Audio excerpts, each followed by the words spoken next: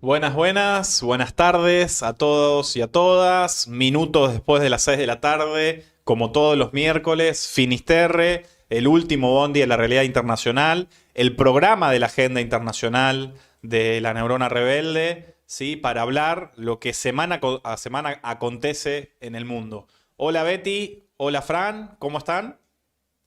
Hola, muy buenas tardes. ¿Cómo Buenas, ¿cómo están? andan? Qué alegría verlos, ¿está? Qué alegría verlos, qué alegría que de verdad ya estemos en el programa 33, Y estemos a horario. y, Bueno, no sé si a bueno, horario, pero Mejorando el mejorando. horario. gracias por esta mejora. Sí, sí, sí, Tremendo. sí. No, y la verdad, además, no, esta continuidad que no es menor, digo, son ya 33 programas, hay entrevistas, Increíble. estamos terminando de cuadrar algunos invitados que esta semana teníamos previsto entrevistar para debatir, para reflexionar juntos, y bueno, se quedó pospuesto para la semana que viene. Vamos a abordar también algunos temas de la agenda latinoamericana, que en líneas generales nuestra preocupación es sobre las grandes discusiones mundiales, pero vamos a entrar en la agenda latinoamericana también, en el marco de que, por supuesto, lo que acontece en América Latina repercute, y vaya si no, ¿no? Con algunas de las noticias que tenemos Y esta aparte semana. con un mundo que está cada vez más caliente. Por Dios.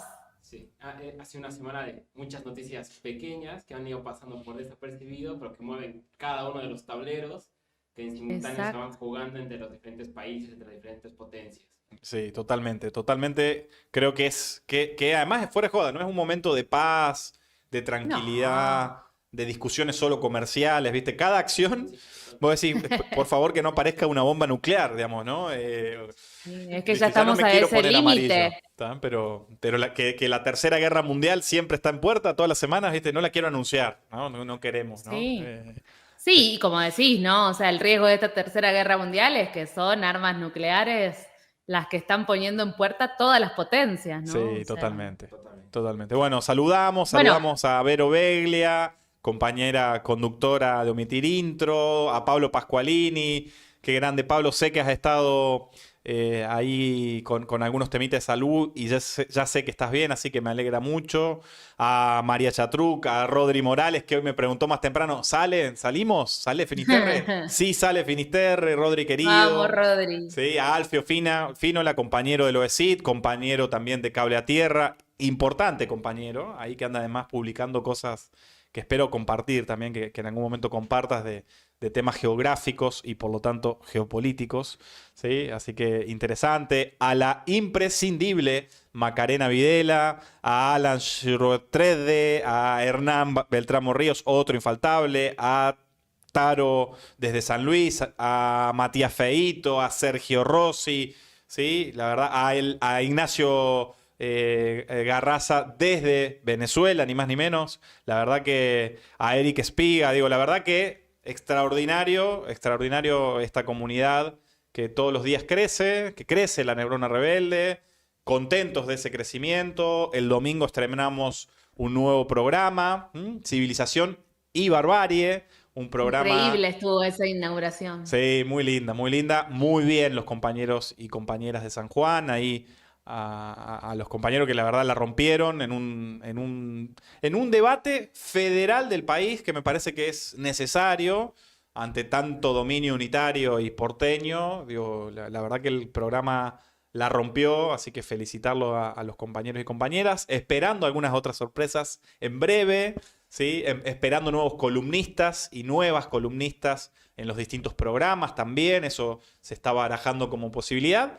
Y ustedes ya saben, la neurona rebelde crece con ustedes. Acá no hay granja de bots, acá no está la guita de Pergolini, ¿sí? Acá no está la guita de la Casa Rosada para reinventar a viejos dirigentes políticos, Quisiéramos, ¿sí?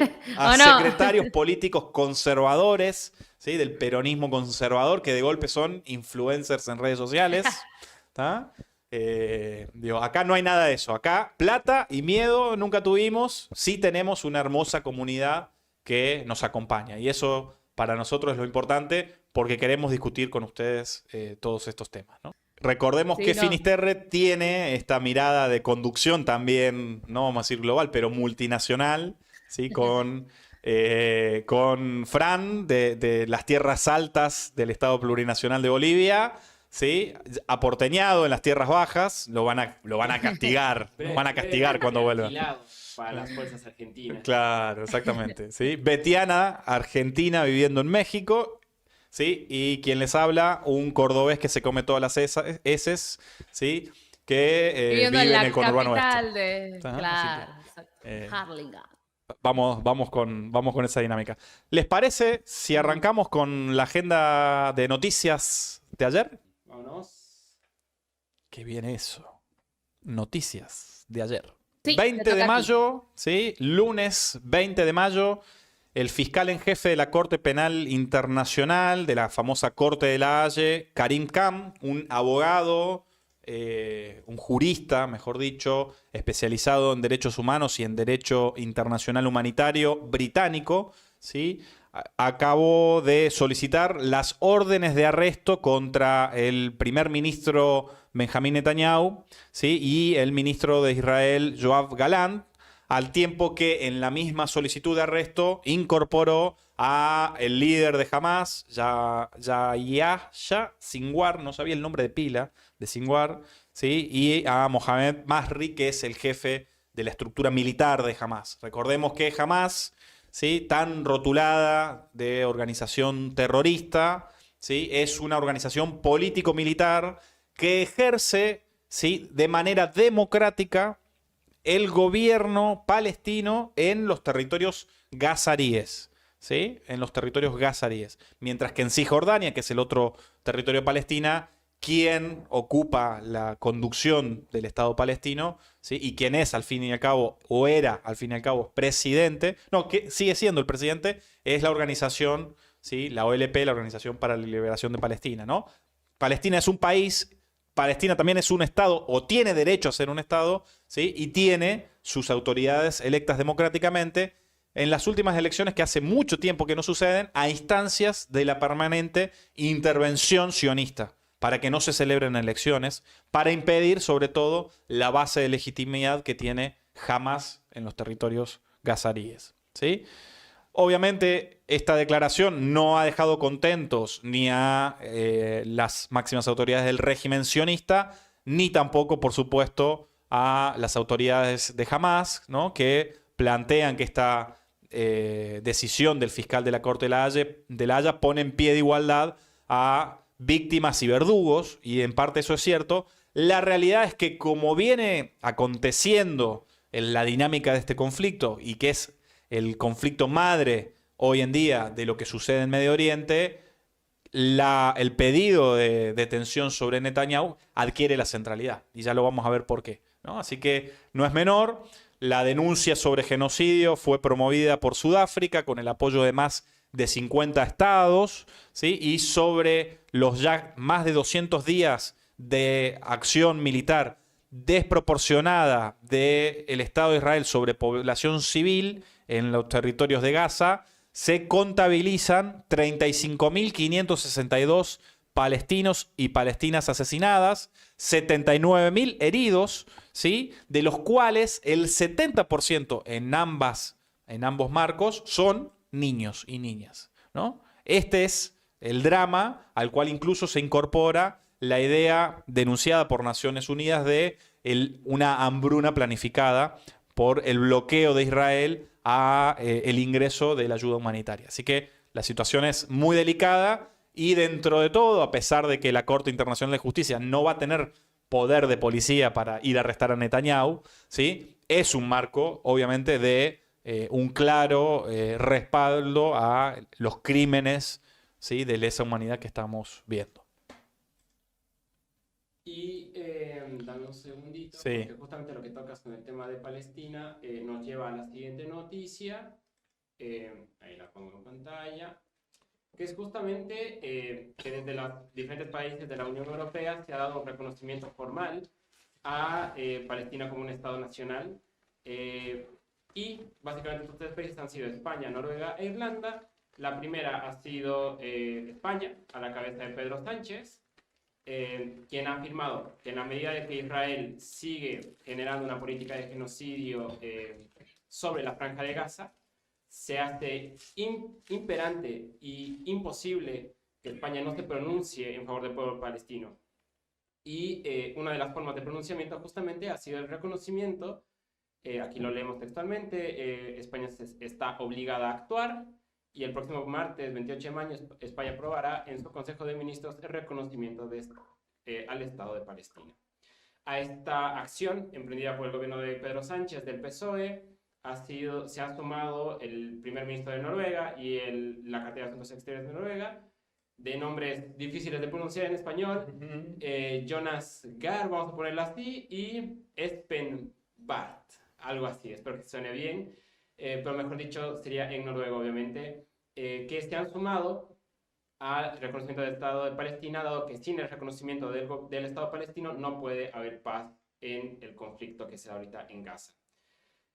Finalmente, a la política se ha sumado el primer ministro irlandés, Simon Harris, quien ha asegurado que es un día histórico e importante, lo vamos a aquí subrayar, aunque ya esté en negrillas, en el sentido de que en la medida que los propios países europeos y la propia Unión Europea se ve forzada cada vez más al reconocimiento de Palestina como un Estado, la solución de poner un alto al genocidio y al mismo tiempo reconocer la existencia de Palestina como Estado podría significar que la paz se acerca o por lo menos está cada vez menos lejos y que las políticas de Israel de genocidio en el país encuentran límites muy fuertes en su materia diplomática que trascienden límites históricos y diplomáticos inéditos, por ponerlo así. Eso es lo que vendría a decir esta noticia súper importante, el reconocimiento de los 3 países europeos con respecto al Estado palestino. La siguiente noticia, no sé quién la toma. Lo que dicen es que ajustes tu volumen porque sigue estando bajo. Oh, ok. Ahí veo cómo la hago. Dale vos, yo voy ajustando. Eso es lo que dije. Dije, el problema es que el Fran es conductor y se autosube el volumen. Sí, tal cual. Bueno, continuamos mientras Fran se ajusta. El 19 de mayo, el presidente Javier Milei, tuvimos otra gran noticia encabezada por nuestro presidente, pasó por la mañana del domingo por la cumbre Europa Viva 24, organizada por Vox en España. En su repertorio habitual de críticas feroces al socialismo y bañado de ovaciones del público de derecha que siguió con sus palabras y con otro dardo hacia el jefe español, Pedro Sánchez. Ahí me estoy retumbando yo. Perdón, Fran. Te escuchamos bien, igual, Betty, ya vamos a solucionar. Ok. Bueno, les decía entonces, pasó Javier Milei por la cumbre organizada por Vox en España y bueno, arrancó siempre con su polémico show, ¿no? De cantar la renga y empezar a arengar a su público, en este caso de ultraderecha española. Y lo primero que hizo fue agradecer a Santiago Abascal, el referente de Vox, y decirle, mirá Santiago, hasta dónde hemos llegado y cuánto tenemos por delante. Esas fueron las palabras. Después también sobre Argentina, lo que dijo fue, los argentinos somos profetas de un futuro apocalíptico. Hoy miro a Europa y a Estados Unidos y veo señales del trágico camino que tristemente recorrió la Argentina. Basta de socialismo, basta de hambre, basta de miseria. Hay que destruir esa idea parasitaria de que dice que la tarea del Estado es controlar cada aspecto de la vida de los ciudadanos. La tarea del Estado es defender la vida y la propiedad privada de los individuos. Bueno, nosotros y nosotras y nosotres conocemos mucho más sobre este discurso que ahora Milei está llevándolo al mundo y haciéndolo universal. Bueno, pasó. Y esto no pasó desapercibido, ¿no? También lo que dijo fue, sin nombrarlo al presidente español Pedro Sánchez, mejor dicho, primer ministro, lo que dijo fue, aunque tenga la mujer corrupta, se ensucia y se toma 5 días para pensarlo. Esto lo dijo refiriéndose a, bueno, justamente el caso que hace un par de semanas tratamos en uno de los programas de acá de Finisterre, que trataba, digamos, más que nada con denuncias de corrupción que ponían a la esposa, Begoña Gómez, la esposa del primer ministro español, como la principal acusada en estas causas de corrupción. Lo que sí es que, bueno, Milei se olvidó de que ya no era panelista de La Nación y fue con este discurso como presidente a otro país. Obviamente tuvo sus consecuencias. La principal consecuencia, bueno, inmediatamente desde el gobierno español salieron a denunciar, a poner como en vigor qué había sucedido con esto y lo desubicado, digamos, que había sido su intervención. Pero además, España tomó la decisión de romper las relaciones diplomáticas y quitar a su embajadora de Argentina, ¿no? O sea, la embajadora española en Argentina. Esto obviamente da, digamos, no nos sorprende, pero viene de una seguidilla de acciones donde Milei está dañando relaciones diplomáticas que sabemos están yendo muy al hueso, ¿no? Tenemos ahí un video para mostrarles sobre esta cuestión, así que si querés, Fran, lo podemos poner. Te propongo, no sé si está mejor mi audio, espero que sí, pero te propongo de que avancemos, porque ahí está viendo que el video son como de 6 minutos, si quieres lo pongo, pero yo creo que podríamos ir avanzando. Bueno, ok. Sí, avancemos sí, porque la Fran, verdad que el yo resumen me siento súper, ¿cómo se dice? en Como con eco. en un loop. Bueno, ya vamos a tratar de Ajá, solucionarlo, pero la explicación sí. tuya, Betty, estuvo excelente, digamos, la tensión es muy grande. La acción del gobierno del Estado español es básicamente poner al límite la ruptura de las relaciones diplomáticas, como bien decías, ¿no? Llamó de regreso a su país a la embajadora que no tiene fecha de retorno al país, y la diplomacia española en Argentina, un territorio con tantas inversiones del capital español, digamos, quedó en manos del encargado de negocios, ¿no? Y la cuestión está realmente muy tensa y además promete continuar, porque en breves días Javier Milei va a volver a ir a España, ¿no? Y además está metiéndose en la interna electoral de toda la Unión Europea, porque en los primeros días de junio se celebran las elecciones del Parlamento Europeo, ¿no? No es casualidad la presencia de Milei ahí, ¿sí? En tratar de incidir en favor de sus aliados de la ultraderecha europea, particularmente la española, y del partido franquista, el partido Vox. ¿Sí? 19 de mayo, ¿sí? Un grupo de unos 40 hombres armados, entre los que se encontraban varios ciudadanos extranjeros, probablemente de la República de Ruanda, ¿sí? Ensayaron un golpe de Estado en la República Democrática del Congo, ¿sí? Y los hechos se produjeron en la madrugada del pasado domingo. El ejército logró abortar la intentona de hacerse con el control de la situación, según aseguró el general Sylvain Ekenge, portavoz de las Fuerzas Armadas congoleñas, ¿sí? Los alzados, liderados por Christian Malanga, ex militar de origen congolés y nacionalidad norteamericana, atacaron primero la casa de Vital Kamerhe, viceprimer ministro de Economía, y después penetraron en el Palacio de la Nación de la capital, Kinshasa, ¿sí? Prácticamente todos ellos fueron detenidos, mientras que Malanga fue abatido en la refriega. O sea, el líder del intento de golpe de Estado fue abatido en la refriega, ¿sí? El marco de este intento de golpe de Estado es interesante porque quiere decir que el conflicto en el corazón de África, en la República Democrática del Congo, sigue estando vigente, ¿sí? Para más información, recomiendo que vayan a ver el programa número 22 de Finisterre, donde abordamos, ¿sí? El conflicto congoleño, ¿sí? En el en el oriente de la República Democrática del Congo, ¿sí? Que está vivo en el marco donde hay un gran conflicto, una guerra civil, ¿sí?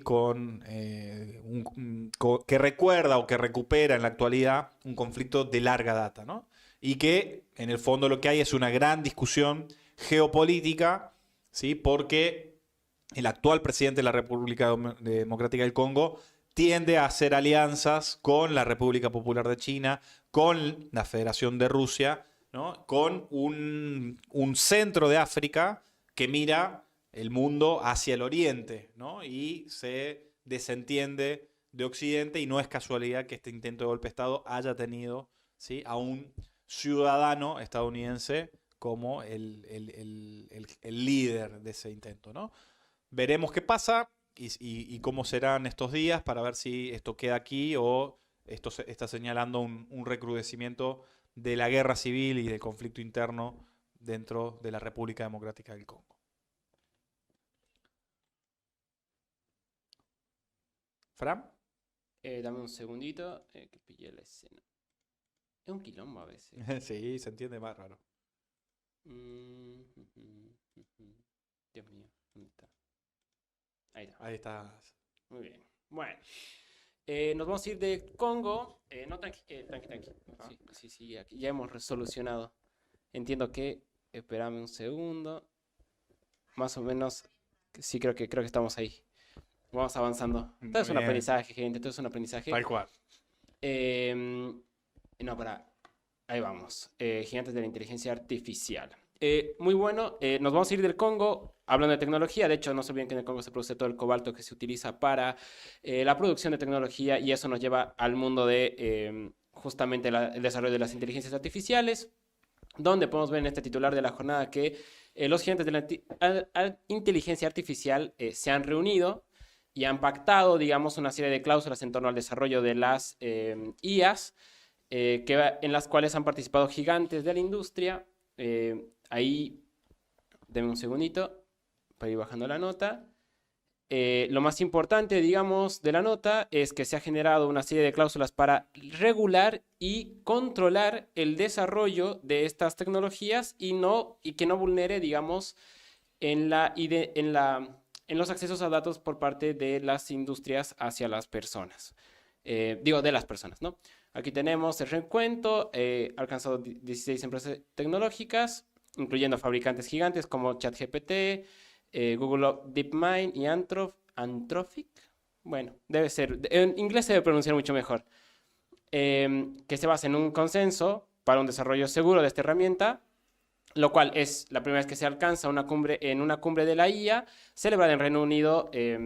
Y parte de lo importante de estas cláusulas es que se organiza y se concentra y se determina de que este desarrollo va a estar regulado recién en un año más. O sea, recién en el 2025 se va a definir cuáles son los límites del desarrollo tecnológico de las IAs en diferentes aspectos de su alcance, de lo que pueden procesar, del acceso a datos y un montón de cosas más. Sin embargo, o sea, se ha aclarado de que de que se tiene que evitar que el desarrollo de la IA llegue a escenarios peligrosos, catalogados como intolerables, y que estos protocolos van a hacer que las empresas traten de regular el desarrollo tecnológico. En caso de que sobrepasen estos umbrales, en el caso de que sobrepasen estos protocolos, lo que tendrían que comprometerse las empresas es a no desarrollar o desplegar sus modelos y sistemas que, insistimos, trasciendan estos límites acordados en estas reuniones en Reino Unido. Sin embargo, y volvemos a reiterar, esos protocolos recién van a estar definidos en el congreso que se va a celebrar el 2025 en Francia. Finalmente cerramos la nota destacando de que gigantes estadounidenses como Microsoft, Amazon, MBM y la matriz de Instagram, Meta, etc., también han participado de estos convenios firmados de estos acuerdos y construcción de protocolos acordados en Reino Unido. La última nota, no sé quién la toma, Betty Gachi. Sí. Perdón.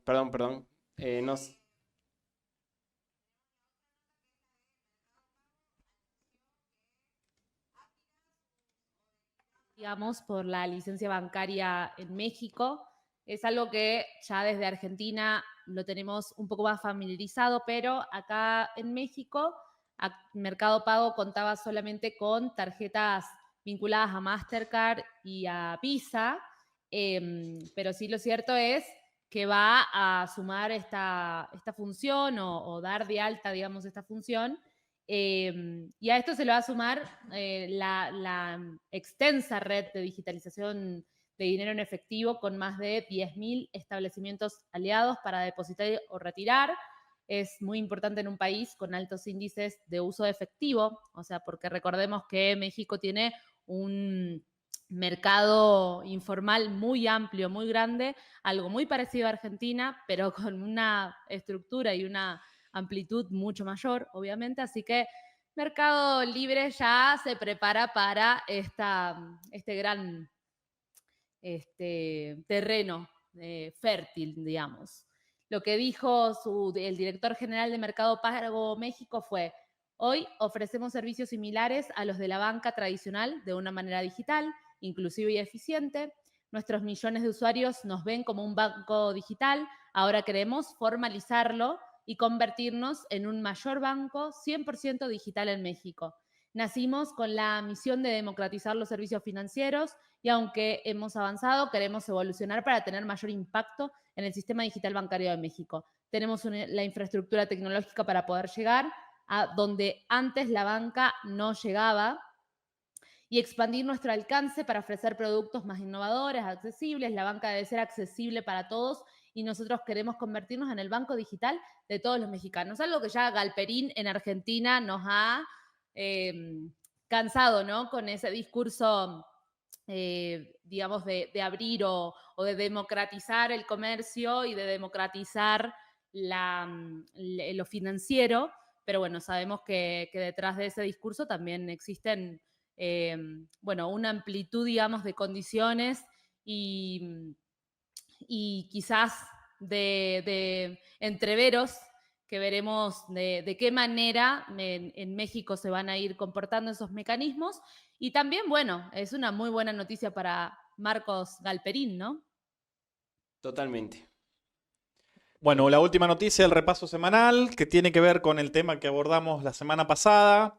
Rishi Sunak, el actual primer ministro del Reino Unido, finalmente decidió confirmar la fecha para celebrar la próxima elección a la Cámara de Representantes, que determinará la conformación en el régimen parlamentario británico de un nuevo gobierno, ¿sí? Se especulaba antes de las elecciones municipales que ocurrieron a inicios de este mes que esta elección general de la Cámara de Representantes ocurriera en octubre. La situación ha sido tan catastrófica para el propio Partido Conservador en términos electorales que Rishi Sunak ha apostado por precipitar el llamado a elecciones, tratando de ver en ese marco acortar distancias y tratar de hacer al menos una elección un poco más digna de lo que ocurrió en esas elecciones municipales.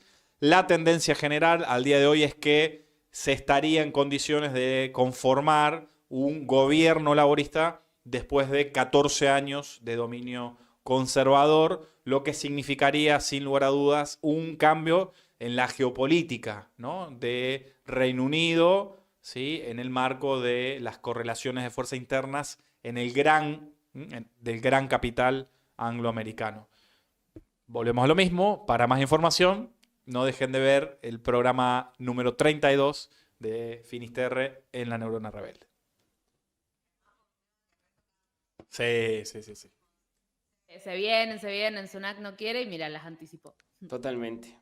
Y que además evidencia lo que habíamos anunciado ya en el 32, ¿no? Que hay una situación económica que no trae contenta a la población de Reino Unido y que los laboristas están en ascenso capitalizando eso, ¿no? Uh-huh.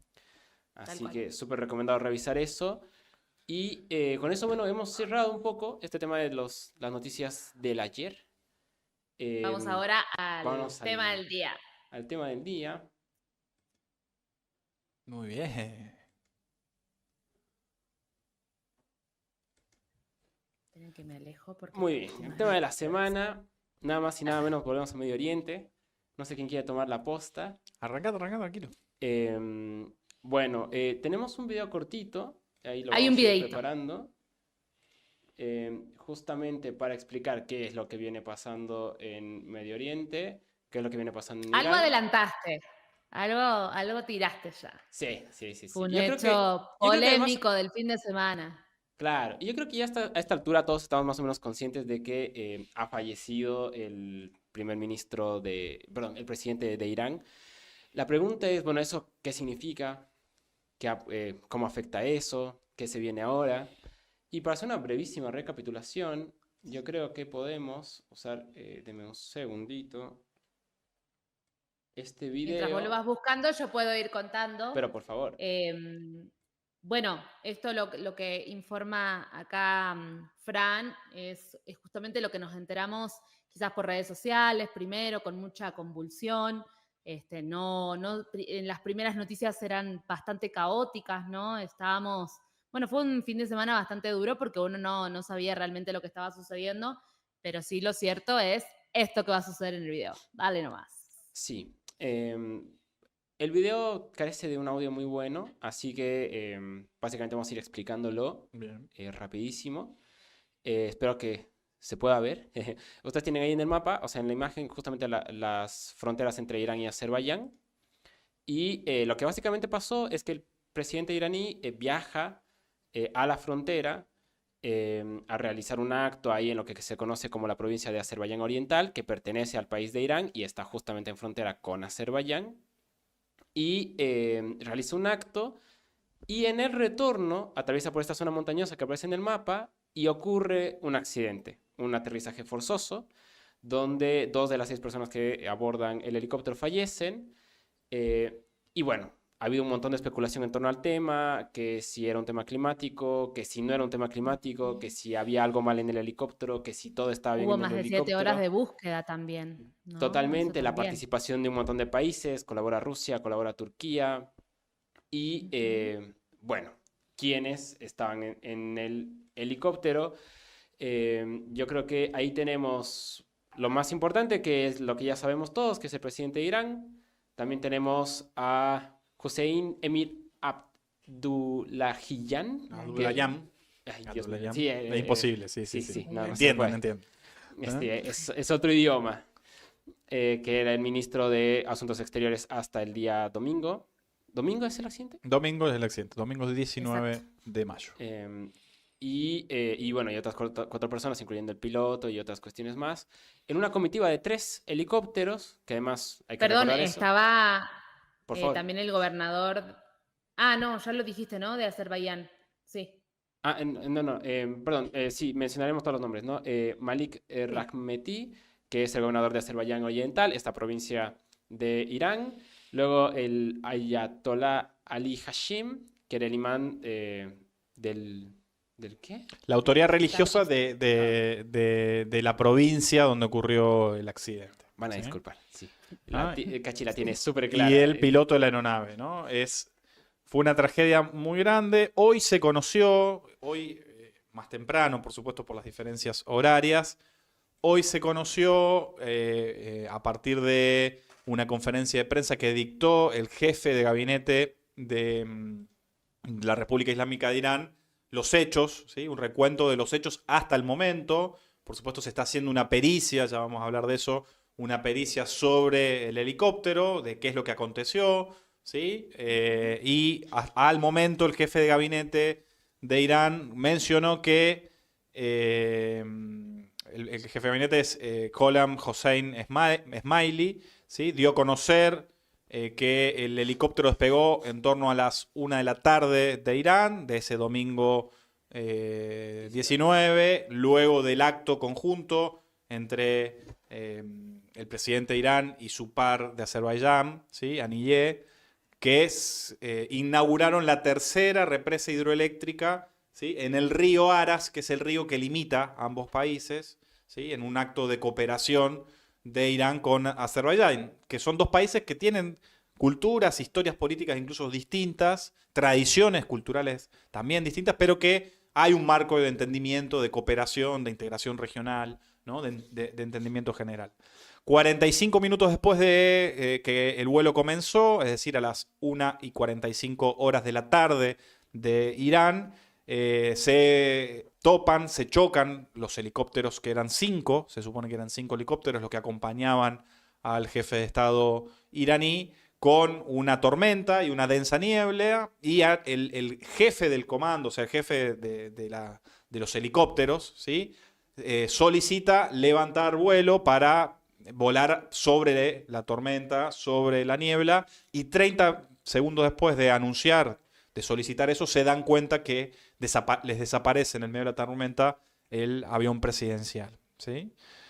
Luego de esa situación, enseguida el mismo helicóptero que acompañaba al helicóptero siniestrado, donde viajaba el presidente, ensaya el contacto, vuela sobre la tormenta y logra comunicarse con, primero el piloto, y luego con el líder religioso de Azerbaiyán Oriental, que es una provincia iraní, ¿sí? Que es Mohammad Ali Hashem, quien dice que se habían accidentado, que estaban en un valle y que él no se sentía bien, ¿sí? Y que luego de esa comunicación se cortan todo tipo de contactos con el helicóptero siniestrado, más de 40 equipos de rescate, incluso de la Media Luna Roja, es decir, de la ONG internacional Cruz Roja, que en Medio Oriente es Media Luna Roja, ensayaron una búsqueda por tierra, dadas las condiciones climáticas.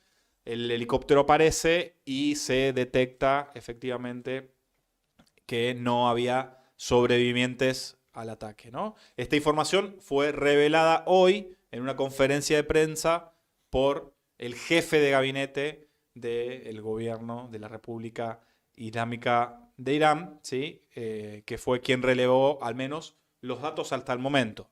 Falta sí, y lo señaló él mismo, una pericia sobre el helicóptero siniestrado, ¿no? Para saber si fue un accidente, fue un atentado, fue un problema técnico, fue un problema humano, ¿no? Todo eso está, por supuesto, en el marco de las investigaciones, ¿sí?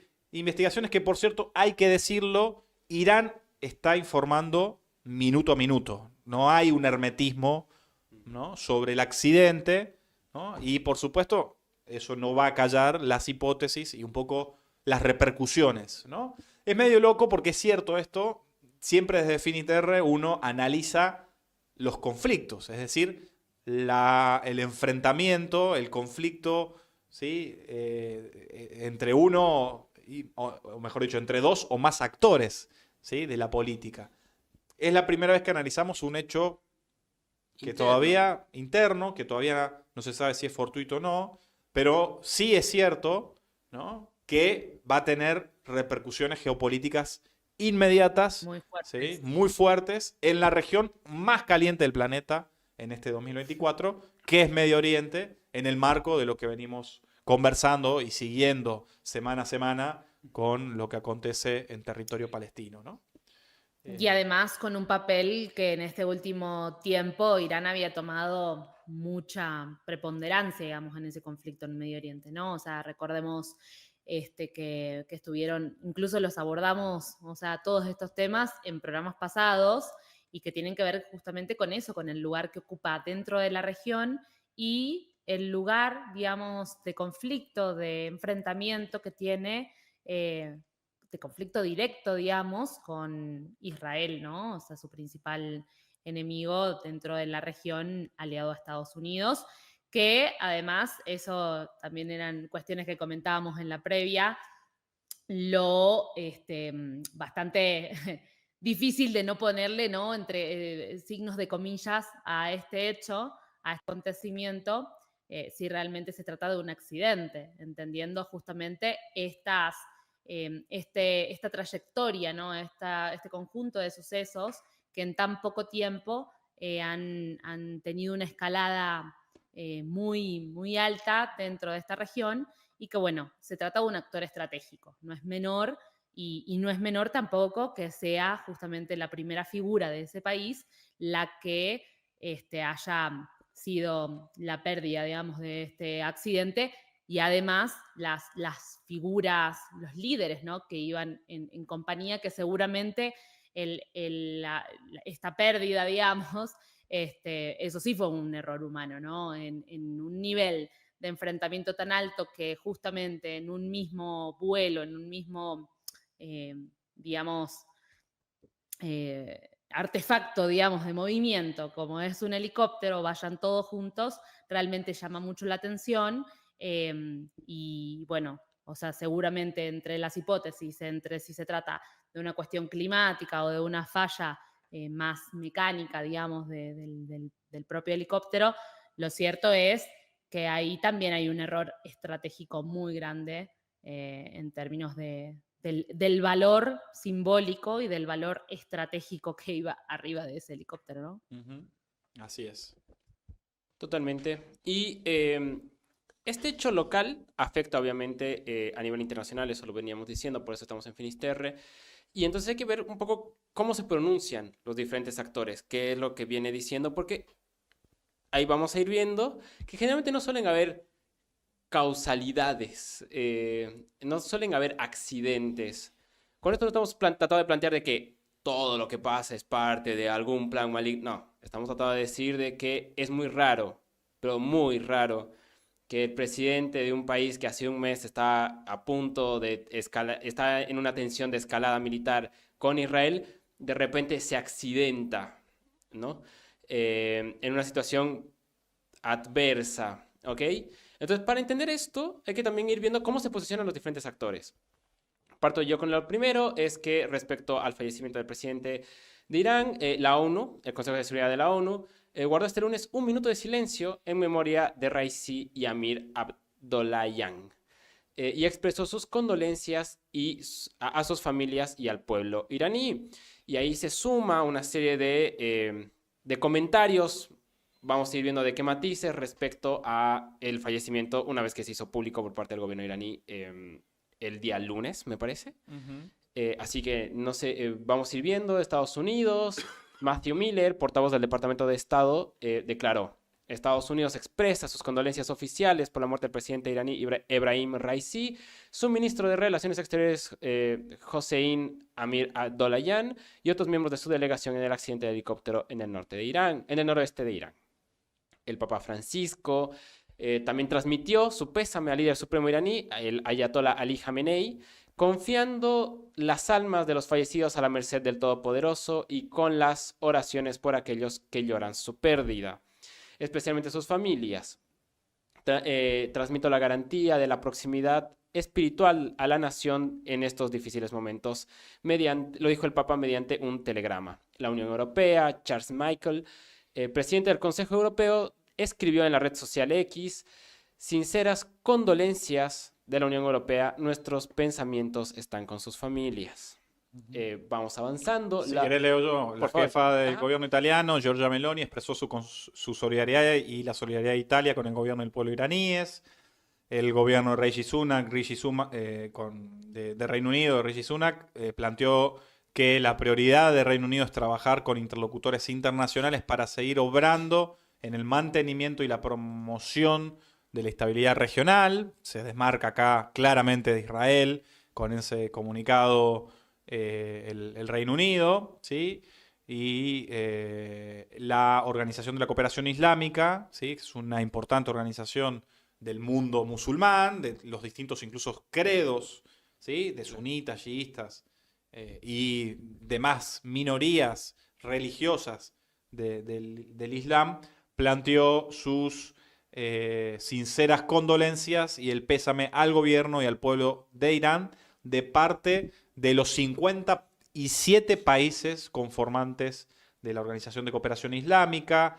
Irak, país vecino con el cual hubo una importante guerra, la guerra Irak-Irán en los años 80, también ofreció las condolencias. Jordania, lo mismo. Siria, un gran aliado, ¿sí? La República Árabe de Siria, un gran aliado del actual, porque en algún momento también tuvieron cortocircuitos, del gobierno de la República Islámica de Irán, también expresó su solidaridad. Emiratos Árabes Unidos, Qatar, Hezbollah, Afganistán, ¿sí? China, Rusia, España y particularmente...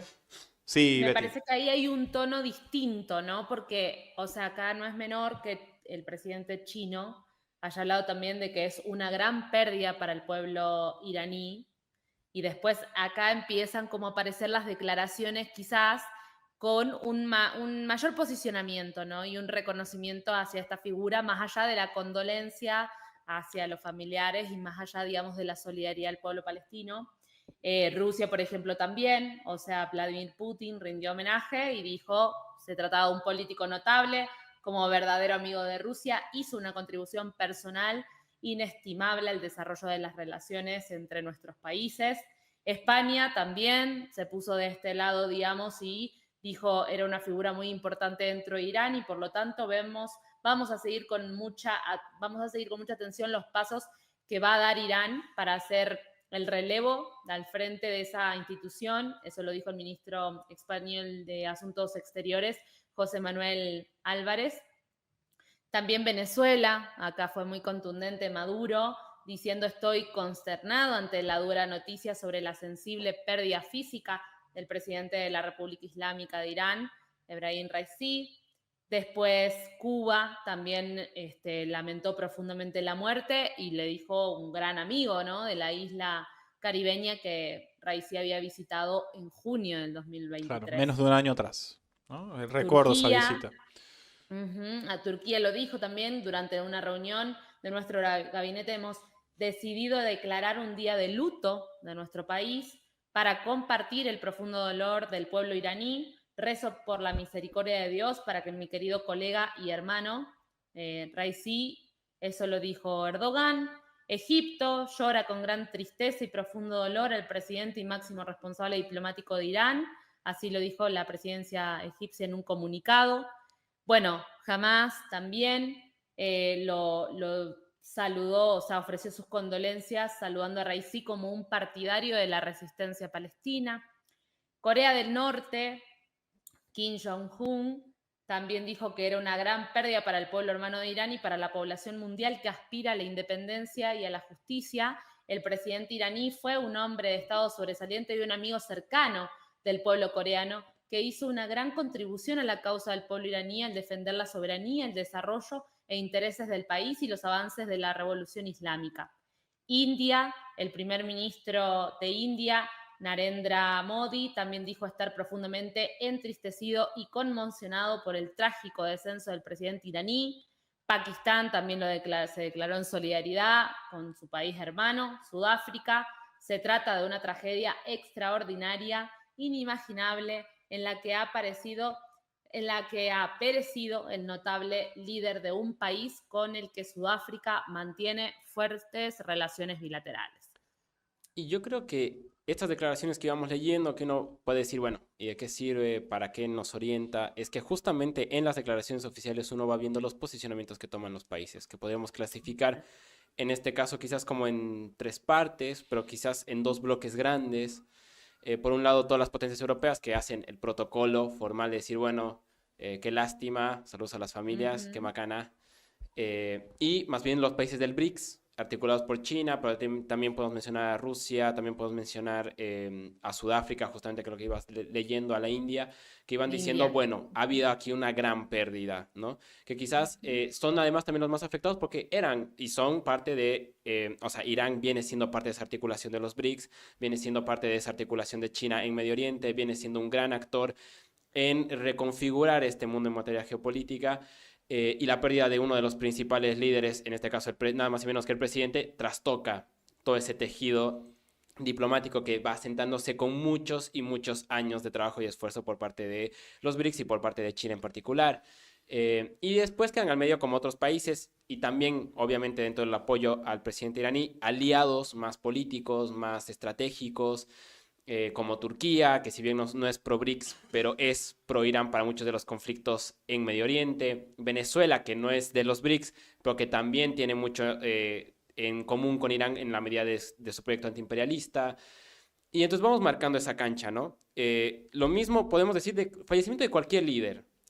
Cuando una persona muere, mucho más en un cargo de poder, podemos separar entre aquellos que están celebrando en silencio o con la cabeza cabizbaja, digamos, el fallecimiento del líder, y aquellos que realmente sienten la pérdida y por ende expresan su más profundo dolor con lo que viene pasando en el país.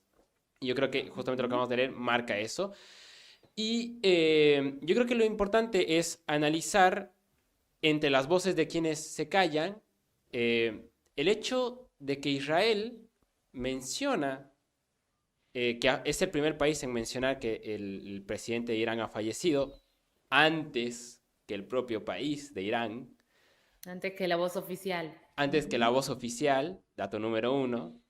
Dato número 2, Israel no expresa mayor condolencia con el fallecimiento del presidente Raisi. Y 3, la única declaración que hace posterior a la comunicación oficial es que Israel no tiene nada que ver con el asunto. O sea, si están pensando que yo soy responsable de un atentado, yo no lo soy, muchachos. Y cuando le preguntan, bueno, ¿por qué usted sabía antes que el gobierno Es el iraní... capítulo de Bart Simpson. Yo no fui. Exacto. Esta vez yo no fui, lo prometo. Yo lo sabía antes porque me lo enteré en un grupo de WhatsApp. Había una señora que andaba Claro. chismeando eso, ¿no? Exacto. Y yo O sea creo que eso tenía la información, la tenía. Claro, sí, la tenía y eso demuestra un flagrante error diplomático en cómo se abordan este tipo de situaciones tan tensas. Sí, hablando de errores diplomáticos, todavía, sí, siendo ya hoy miércoles 22 de mayo, ya a 4 días del accidente, sí, que fue el domingo 19, la Cancillería Argentina sostiene su manto de silencio y no hay por el momento ningún tipo de comunicado expresando condolencias, ¿sí? Sobre la muerte de un mandatario, ¿sí? De un jefe de gobierno en este caso, porque no es el jefe del Estado, ¿sí? Que es el jefe de Estado en la República Islámica de Irán, es el líder supremo, el Ayatollah Khamenei, ¿sí? Pero es muy importante el presidente de Irán en ese marco, era muy importante Raisi en términos de un presidente que tenía mucha centralidad política, ¿sí? Con poca subordinación, o mejor dicho, con mucha autonomía con respecto al líder espiritual, ¿sí? Ali Khamenei. Ya vamos a entrar un poco cómo funciona la República Islámica de Irán para entender el episodio. Lo cierto es que, digo, si hablamos del sionismo y decimos que el sionismo es una ideología política que convirtió a una religión, el judaísmo, en una nación, ¿sí? En una gran falsedad y una impostura vinculada a el auge nacionalista de fines del siglo XIX. Bueno, Argentina, que tiene un presidente abiertamente pro-sionista, evita pronunciarse, ¿sí? En términos formales de la condolencia ante la muerte, ¿sí? Digo, que se está investigando si fue un accidente, si no, digo, pero ante la muerte de un mandatario de un tercer país, digamos, ¿no? Una regla básica de la diplomacia, ¿no? Que incluso ni el régimen de Israel, de Tel Aviv, de Netanyahu, de la ultraderecha y del ultrasionismo, digo, aún con las suspicacias que recién mencionaba Fran, digo, se pronunció.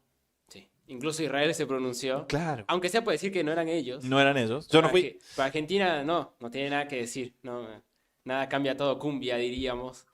Y que hace mucho a la posición tan poco respetuosa de las formas que viene teniendo el gobierno de Milei, pero en todo, y mucho más en esta última semana. Exactamente, ¿no? Recordaba recién Betty con un buen análisis, un buen diagnóstico, cómo en 5 meses de gestión, ¿sí? El gobierno de Javier Milei ya ha tenido 11, ¿sí? Cruces diplomáticos con distintos países, ¿sí? Y no me extrañaría todos socialistas, todos claro, comunistas. Y no me extrañaría que esto genere, este silencio argentino genere un altercado, ¿sí? Diplomático con Irán en el marco de, ya lo hemos hablado. Hay que decirle a Javier Milei que Irán es potencia nuclear. Claro, exacto. Pero bueno, es cierto que se sostiene en la justicia argentina la hipótesis de que Irán es el estado terrorista atrás del atentado a la AMIA. Ya hemos dicho que en Finisterre no creemos que sea esa la posición. Claro. Tendríamos que invitar a especialistas para hablar del tema. Algo de eso hablamos con Sebastián Salgado, al cual le mandamos un gran abrazo, un gran saludo, ¿sí? A un amigo de Finisterre. Pero la realidad es esa, digamos. Por las dudas quedamos mal en las lógicas diplomáticas, ¿no? Y abrimos todo el tiempo conflictos, que repercute, ¿sí? Ni hablar con lo que aconteció en España, ¿no? En la dinámica económica y política del país. No es a la libre, ¿no? Claro. Por más que Milei... pero ¿qué presidente te canta en el Luna Park? Claro, ¿Cuál? un líder mundial, ¿sí? Que que se da de stand-upero y de concertista, ¿sí? No sé qué va a cantar igual, ¿no? Y está claro que no va a afinar, pero digo, la realidad es que por más que él use Argentina como plataforma base de una discusión, ¿sí? Sobre el cómo debería funcionar la economía mundial y cómo él interpreta el capitalismo, ¿no? La realidad es Como si que, estuviese en Twitter, además. Como si claro, estuviese y en la realidad es que Twitter, esto ¿no? va a ser costoso, incluso esto también, ¿no? Abriendo Claro. ventanas, ¿no? Exacto. Bueno, si Eh, quieren comentamos también en la audiencia qué va a pasar, o sea, porque es un poco lo que ha quedado como una pregunta en suspenso y tiene que ver con, bueno, la confirmación de que ya el vicepresidente es quien, el vicepresidente de Irán es quien va a tomar el mando por un tiempo, ¿no? Es lo que estipula la Constitución, el artículo 131 de la Constitución de Irán y va a tener un plazo de unos 50 días para la elección de un nuevo presidente. Acá también hay otras hipótesis acerca de cómo se van a reordenar las fuerzas dentro del propio territorio iraní, acerca de quién va a ser un posible sucesor en un, digamos, modelo, digamos, que obviamente ya se ha empezado por lo menos a poner sobre los periódicos, las especulaciones y demás. Sí es importante saber que también el negociador nuclear y viceministro de Asuntos Exteriores de Irán, Ali Bagheri Kani, fue nombrado ministro de Asuntos Exteriores en funciones. Y después quedaría... no. no, Iba a sumar está otra muy cosa bien. más, pero no. Las Solo tres eso. hipótesis del accidente, recordemos, vamos a pasar rápidamente, algo ya hemos hablado.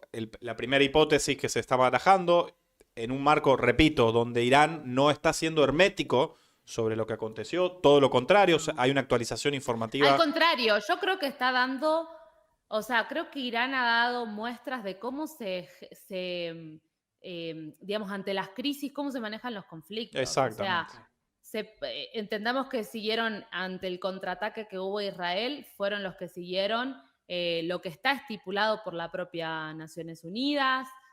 También cuando fue el conflicto, ¿se acuerdan? Con Soleimani, también, o sea, no tuvieron una respuesta ante un hecho donde el propio Estados Unidos se responsabiliza, ¿no? De semejante acción. Entonces, creo que ahí hay un montón, digamos, de elementos para mostrar de que el uso diplomático, el ejercicio diplomático que tiene Irán es un ejercicio muy fuerte.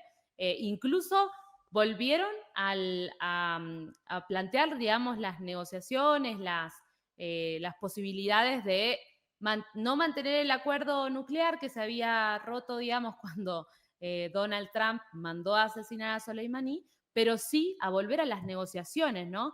Para poder tener una supervisión de la propia OEA, ¿no? Ujú. Entonces, digo, hay un manejo de la causa y del lugar, digamos, consciente de que ocupa Irán a escala mundial, que me parece que hay que sobresaltarlo, porque si esto hubiese sucedido o sea, si estos hechos hubiesen sido o tomado como protagonistas a Estados Unidos o a Reino Unido, ya estaría Sí, sí, todo el el hecho alrededor estaría manipulado. prendido fuego. Claro, Sí, Claro.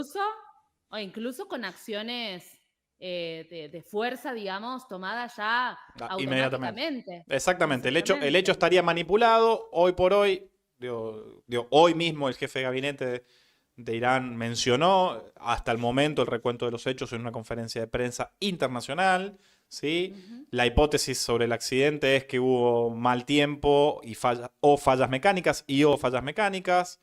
Es una hipótesis que incluso baraja la propia BBC.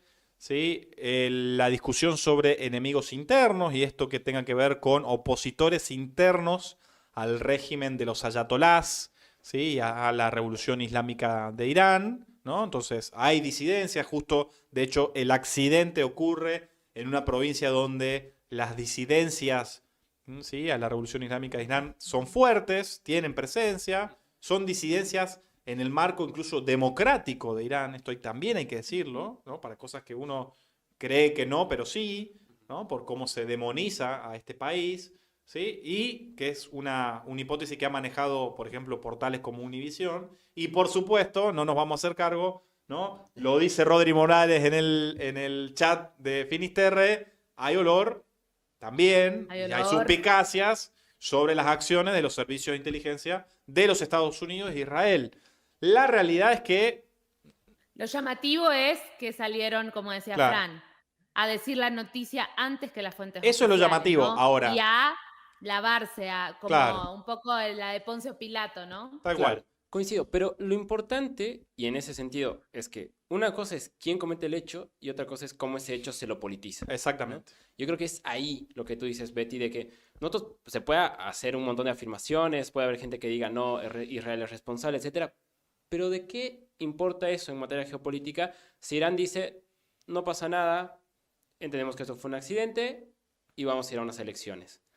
Eso muestra que en la política no solo es importante saber quién hace las cosas, sino cómo eso afecta o no a lo que viene pasando. Y yo creo que ahí la posición del gobierno israelí, del gobierno iraní, de decir, mantenemos la calma, vamos a un proceso electoral, vamos a una reconstitución de las acefalías que se han ido generando en el gobierno producto de este accidente, muestra esa idea de vamos avanzando, pero no vamos a pudrirla, porque ganamos más en la consolidación del capital regional político que hemos acumulado de estos últimos años que sacrificándolo todo en una acusación a un gobierno. Por más justa que podría haber sido, sino que muestra también la calidad de la diplomacia Sí.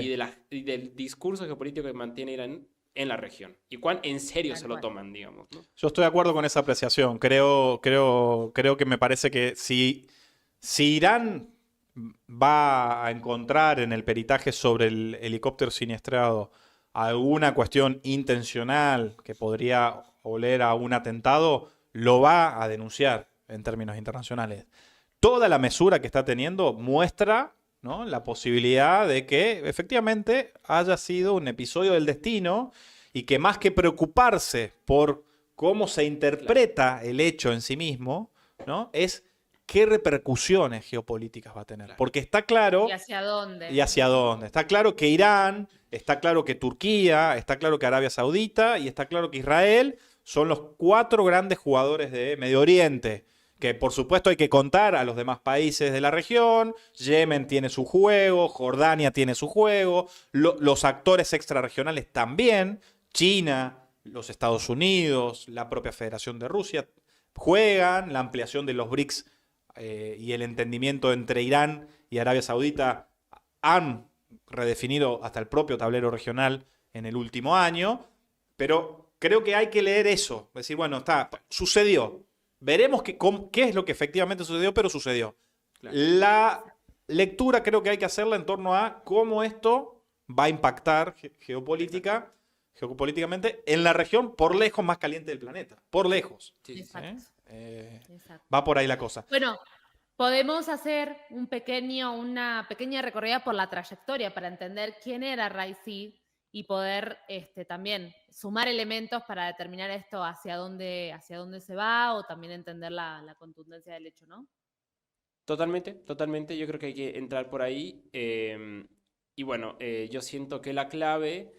Esperen, ahí me voy a poner en primer plano. Voy a aprovechar. Muy bien. ¡Ah! Sí, totalmente. No, vamos a hacer uso de nuestra capacidad técnica. De la consola. De la consola, claro, de la capacitación que No hemos sé si se recibido. llama así. Totalmente. Bueno, vamos. ¿Quién es Ebrahim Raisi? Dame un segundito. Ahí está. ¿Dónde está? Sí. Ah, Abajito claro. de Aquí las está. hipótesis. Sí, ok. Claro, sí, justo, perdón, van a disculpar. Es que hay mucha data en Finisterre y a veces está difícil saber dónde está qué. Primero que nada, en materia ideológica, Ebrahim Raisi es parte de la línea de los islamistas, ¿ya? Es parte de lo que se conoce dentro del arco político iraní como los fundamentalistas. Es decir, que también Ebrahim Raisi ha sido parte de todo el proceso revolucionario islámico de la revolución islámica de Irán, que comenzó ya en la década de los 70. Muy bien. Veamos algunos datitos. Trayectoria, vamos, en 2016, primero que nada, ha sido el líder de la en 2016, el líder de la Revolución Islámica de Irán, el ayatollah Salih Ali Khamenei, lo nombró administrador Quds Razavi, Dios mío. El sagrado, no, perdón, esperen. Vamos de nuevo, voy a comenzar desde atrás. En esta posición islamista, fundamentalista que tenía Ebrahim Raisi, él ejerce un montón de cargos en materia judicial desde el inicio de la Revolución Islámica. Va a ejercer varios cargos como fiscal en diferentes niveles, va a ir escalando y va a ir subiendo en estas categorías en materia de derecho, en materia de justicia penal, dentro del sistema judicial iraní, hasta que se va volviendo una figura presidencial, presidenciable, digamos, por parte de los fundamentalistas, una fuerza política islamista que tiene el gran problema de que le cuesta mucho generar cuadros que puedan ser presidenciables. Si bien sus mejores cuadros, de hecho, forman parte del clérigo, forman parte de la estructura religiosa de Irán y en ese sentido de los ayatollah. Entonces, ¿cómo disputan el escenario político? Es a partir de generar cuadros muy densos que logran la convergencia de los diferentes actores del fundamentalismo islámico, y Ebrahim Raisi va a ser uno de ellos. Ahora sí, en la medida que va escalando y va construyendo esta trayectoria política y también desde el aparato estatal, es que logra el apoyo del ayatollah Ali Khamenei y logra esta catapulta del escenario judicial, estatal, administrativo a un escenario político presidenciable. Por eso podemos mencionar algunos cargos que ha tenido.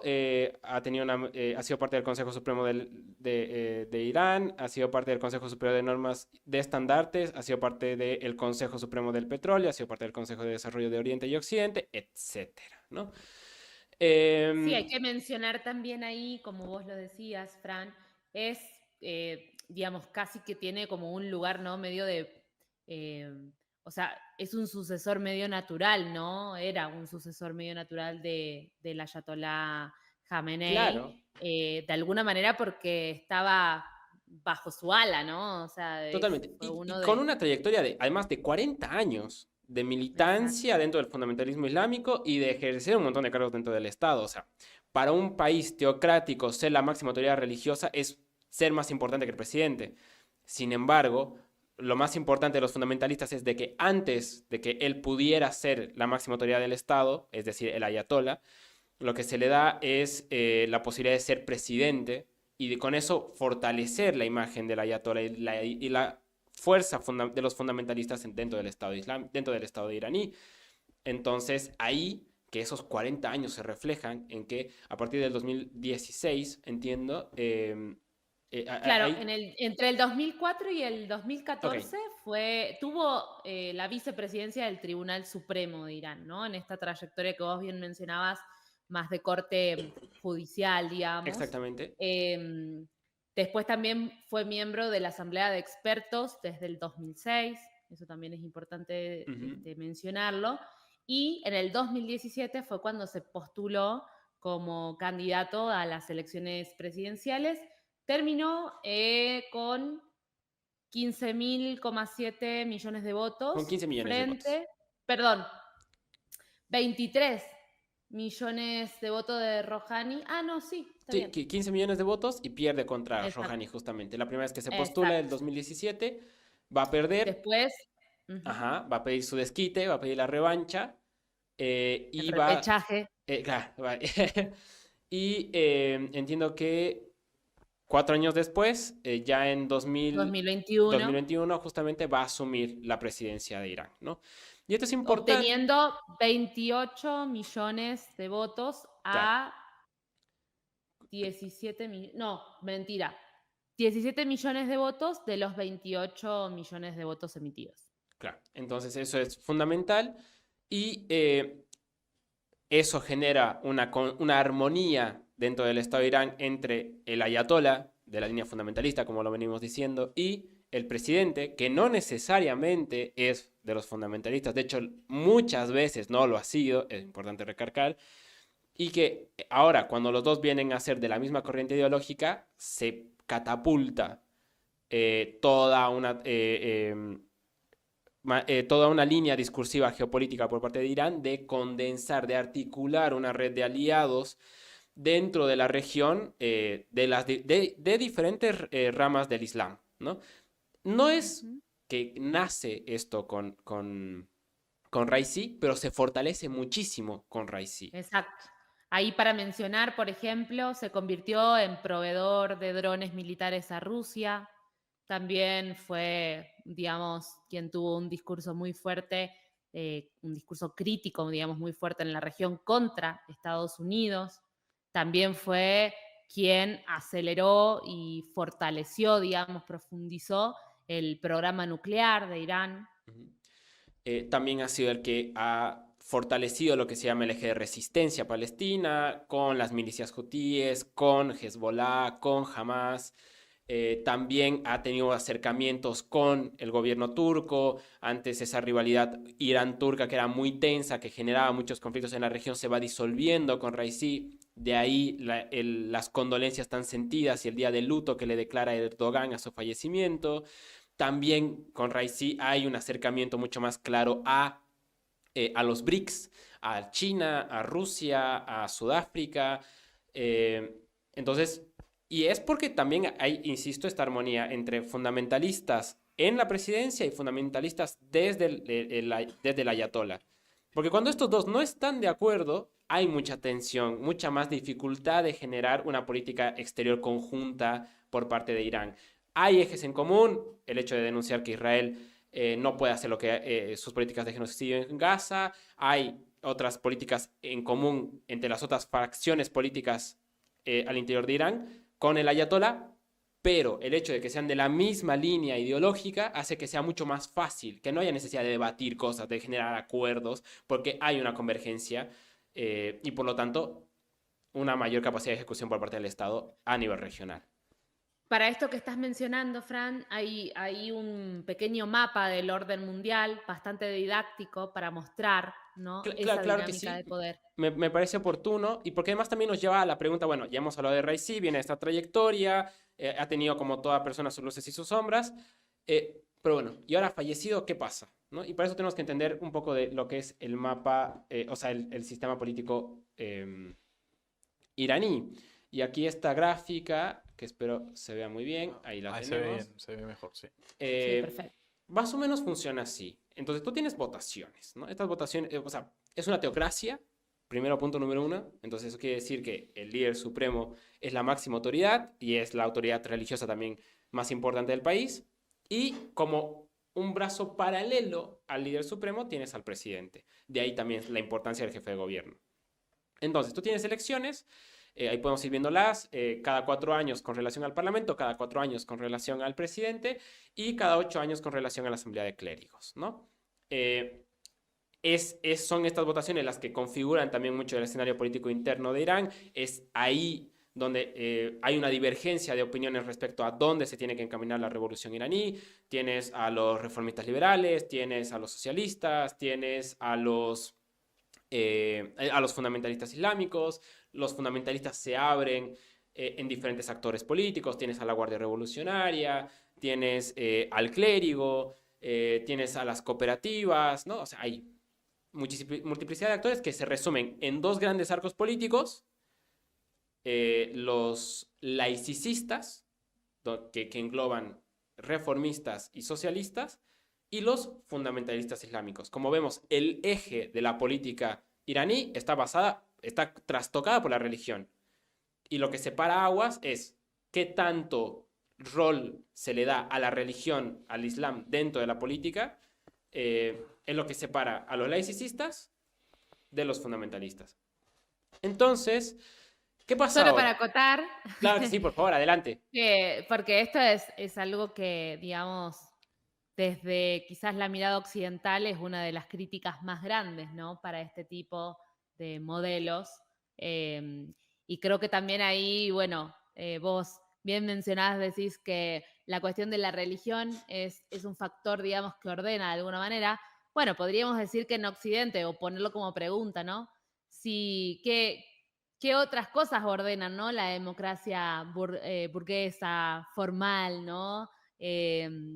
incluso liberal, ¿no? De los otros países, porque también tienen sus propios dioses, ¿no? De esto que nosotros siempre intentamos desde la Neurona Rebelde hablar de proyectos estratégicos, justamente nos referimos porque muchas veces los sistemas institucionales terminan siendo una apariencia que esconde o que, digamos, de alguna manera cubre el manto, con un manto de pulcritud, de democracia, de igualdad de oportunidades y demás, cuando en realidad sabemos que las fuerzas se mueven desde otros canales y con otros impulsores, podríamos decir, con otros aceleradores, ¿no? Entonces, me parece que ahí hay que, nada, jugar un rato y ponerlo como una pregunta, ¿no? Si realmente la democracia, que es la democracia liberal, no tiene también sus propios dioses, ¿no? Y muchas veces esos dioses terminan siendo el dios dinero, ¿no? Sí, totalmente. Y además, yo digo, vemos acá la conformación, si se quiere, de un esquema bicameral con organismos incluso especializados que articulan, ¿no? Los 12 miembros de lo que es los guardianes, el Consejo de Guardianes de la Revolución, que están vinculados efectivamente a la Guardia Revolucionaria, ¿sí?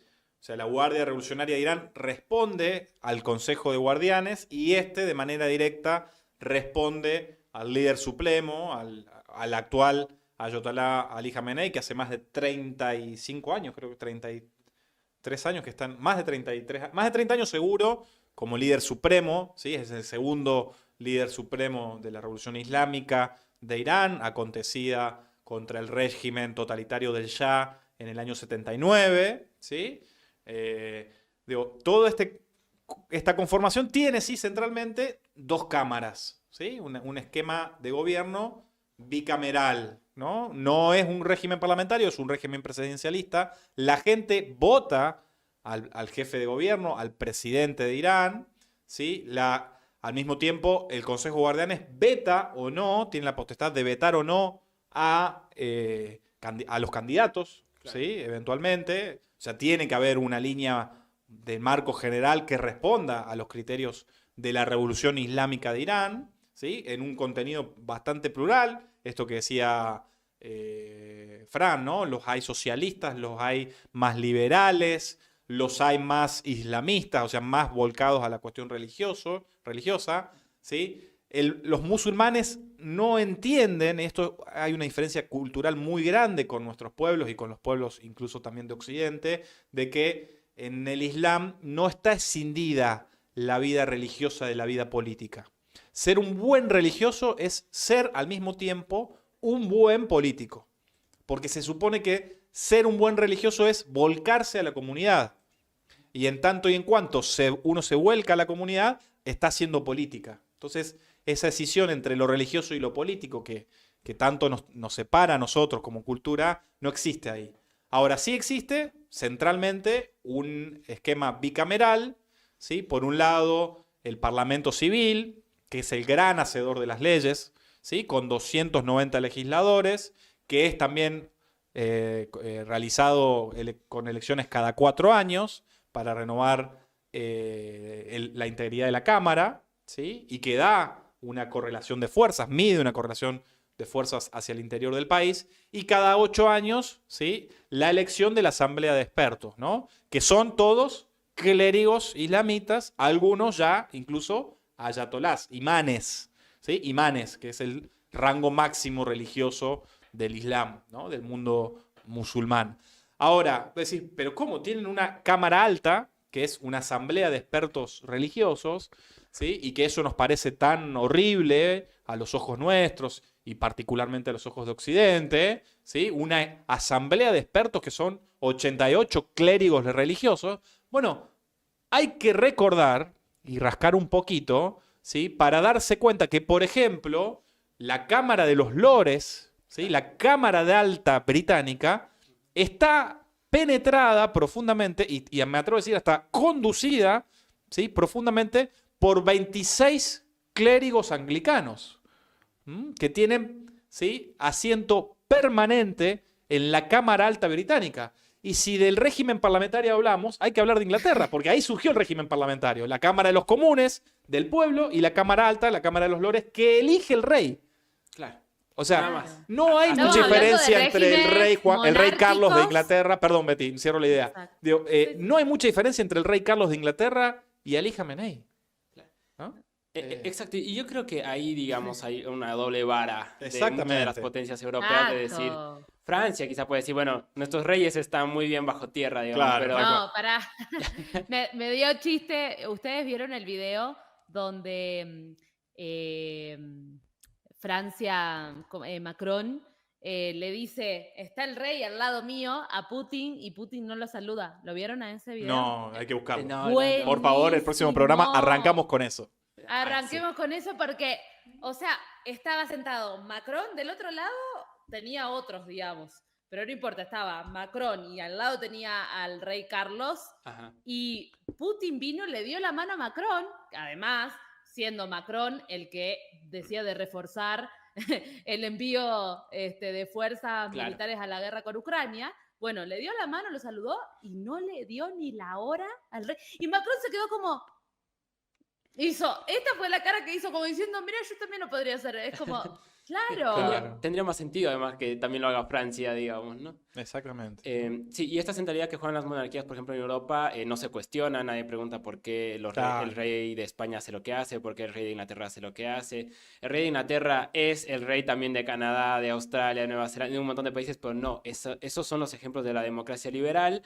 Y nosotros, los países de tercer mundo, cuando tratamos de meter la etnicidad dentro de nuestros estados, cuando tratamos de meter la religión dentro de nuestros estados, no, eso es barbarismo, eso es incivilización. Y yo creo que Irán es un ejemplo de otra forma de entender la democracia, otra forma de entender el Estado, a partir de las contradicciones del propio país, ¿no? Y sin decir que es mejor o es peor Claro. por ser así. Es lo que es, Es tienen lo el que derecho. es. Y hay que ser respetuoso, porque vuelvo a lo mismo. La Cámara Alta, que es esta asamblea de expertos, que son todos clérigos, algunos imanes, Ajá. es más, en su mayoría son imanes, es decir, traducido al lenguaje cristiano, obispos, ¿sí?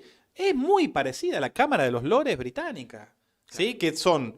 la conducción de la Cámara de los Lores británica son 26 clérigos anglicanos, que es la religión del Estado, igual que el Islam en la República de Irán, ¿sí? Ajá. Y que todos los demás miembros, que son más de 700, incluso la Cámara de los Lores es más grande que la Cámara de los Comunes, son elegidos por el rey, Claro. ¿m? Bajo el asesoramiento del primer ministro. Claro. Entonces, no hay votación ahí tampoco. Y estamos hablando del Reino Unido. Y a nadie se horroriza y nadie habla del régimen fundamentalista anglicano del Reino Unido, pero sí hablamos del régimen fundamentalista islámico del Irán. dictador Ali Jamenei, ¿no? Que funciona... No funciona igual, pero digo, que hay que, un poco lo que decía Fran, digamos, que hay que ser respetuosos. Funciona de esta manera. Ya está. Sí. Digo, y hay votación, y hay elecciones, y hay democracia, y hay discusión. Obviamente, será más restrictivo, menos restrictivo, pero también pasa en los países de Claro, Occidente. totalmente. ¿Cuál es la capacidad de votar de los migrantes árabes y africanos en Francia, en el país de la democracia, de la igualité y la fraternité? Claro. Y nadie se pregunta eso, digamos, Tal ¿no? cual. Entonces, yo creo que vamos acá, retomando con lo de Irán. Tenemos aquí el mapa y lo que pasa es que cuando muere Ebrahim Raisi, que es justamente la persona que está en la foto, lo que asume es su vicepresidente, que eso es un tema constitucional de Irán, y lo que tiene que hacer el vicepresidente es llamar a unas elecciones en el plazo de 2 meses. Y eso es lo importante. En 2 meses lo que tiene que haber es una nueva elección presidencial que va a tener obviamente la supervisión del Consejo de Guardianes, eso lo acabamos de mencionar ahorita, que van a ver qué candidatos están habilitados, qué candidatos no están habilitados, y donde con seguridad van a haber 3 fuerzas que van a participar de la contienda electoral. Los socialistas, los liberales y los fundamentalistas islámicos. Y es ahí donde se abre un abanico, porque como decíamos al inicio, los fundamentalistas son los que más pierden con la pérdida de Ebrahim Raisi, porque no solo pierden al posible heredero de Ali Jamenei, uno de los personajes, o sea, Ebrahim Raisi era uno de los candidatos más idóneos por la acumulación, por esta trayectoria de 40 años que íbamos hablando con Betty al inicio del programa, y que pierden a su líder histórico, bueno, pierden a su posible siguiente líder supremo, Y además se quedan sin un candidato presidencial de aquí a 2 meses. Sí, tal ¿no? cual. O sea, están en crisis, en una crisis interna de quién puede asumir el liderazgo, además con las connotaciones y el tiempo que requiere hoy en día ser presidente de Irán.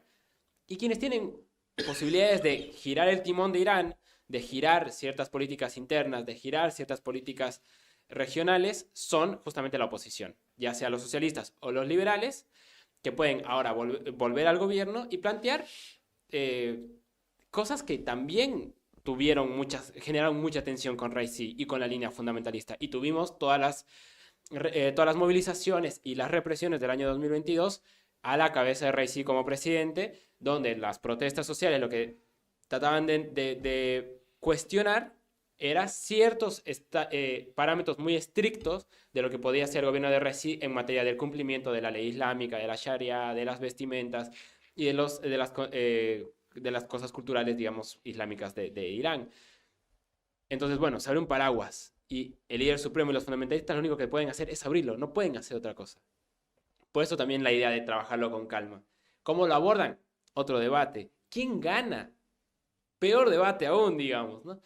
Pero sin duda abre una ventana de oportunidad a la oposición de retornar al poder y tratar de dar ciertos giros de timón con la política interna y también con la política externa, de acuerdo a quien gane. Los socialistas estarán más en contra de Israel, de Estados Unidos, de la Unión Europea y un montón de cosas, pero los liberales, desde su lógica neoliberal, pueden entablar ciertos puentes.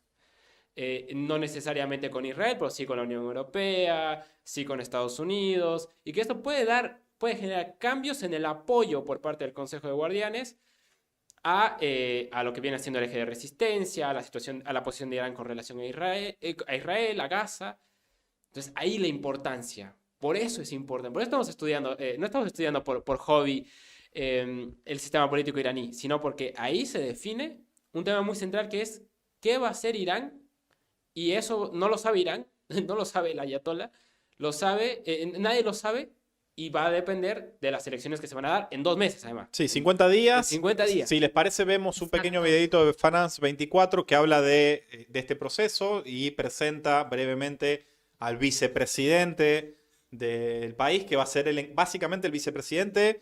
Es un actor que transita el periodo de acefalía, no es ni más ni menos que eso.